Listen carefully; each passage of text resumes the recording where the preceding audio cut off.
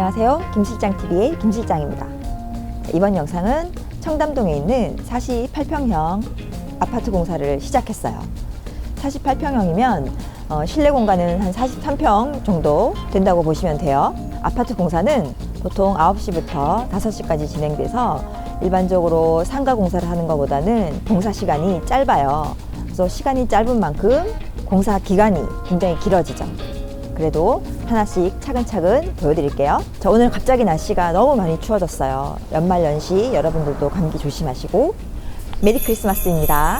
자, 그럼 영상 함께 보실게요.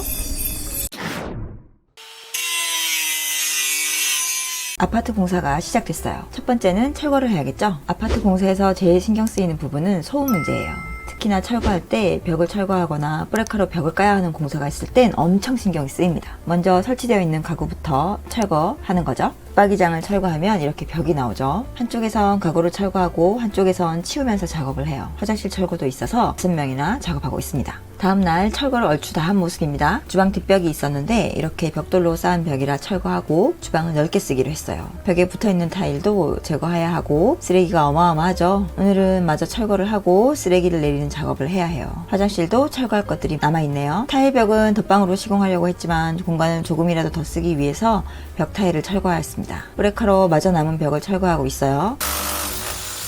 이런 소음이 이웃들에게 피가 가는 부분이라 아주 빠르게 끝내야 합니다. 이틀 동안 철거를 끝내고 다음날 마룻바닥을 철거해요. 공구를 사용해서 마룻바닥을 절단해준 게 보이시나요? 이쪽 방 입구에도 절단해줬어요. 그리고 바닥 철거용 기계를 이용해서 바닥의 결대로 철거합니다. 모두 철거 후에는 바닥을 샌딩기로 샌딩해주면 다음 바닥 시공이 쉬워져요. 이렇게 면을 갈아내줬어요. 거실, 안방, 작은 방 등등 바닥 전체를 갈아냈습니다.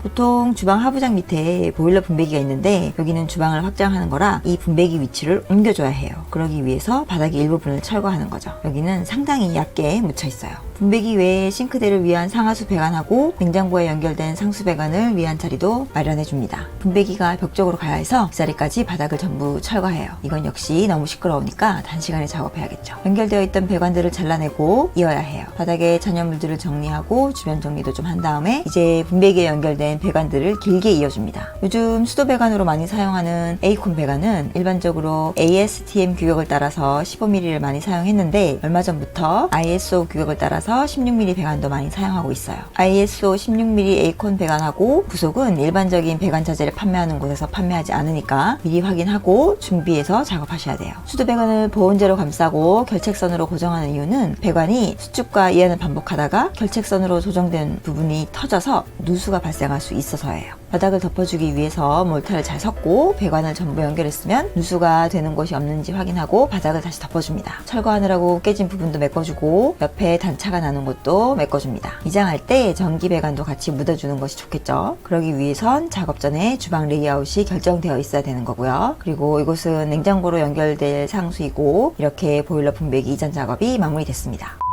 그리고 미장을 하는 김에 화장실 벽 타일을 철거했기 때문에 안전하게 방수 미장을 한번 해주기로 했어요. 이렇게 하면 누수의 위험은 없어지겠죠. 목공 작업을 시작하는 날입니다. 먼저 천장에 간접등을 넣을 수 있게 등바스를 만드는데 원형으로 만들 예정입니다. 먼저 목재를 사용해 천장에 원형을 그려주는 거죠. 콤파스 같죠? 그린 선을 따라 도배지를 잘라냅니다. 도배지 위에 작업을 하면 나중에 도배를 할 때 깨끗하게 도배지가 안 떨어질 수도 있거든요.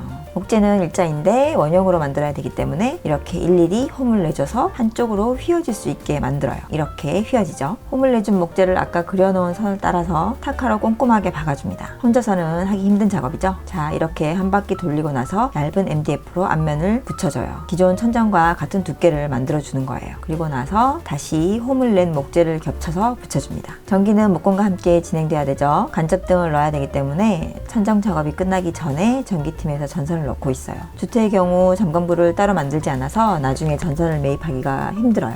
이제 기존 천장과 원형 프레임 사이를 메꿔줘야겠죠. 강목재를 넣어 상을 걸어줍니다. 기존 천장 높이에 맞춰서 상을 넣어줬고 전기도 연결됐어요. 이제 석고보드를 붙이는데 일단 석고보드를 대충 잘라서 각지게 붙여줍니다. 다 붙였으면 목재 콤파스로 다시 원형을 그리는데 아까보다 조금 작게 그려주는 거죠.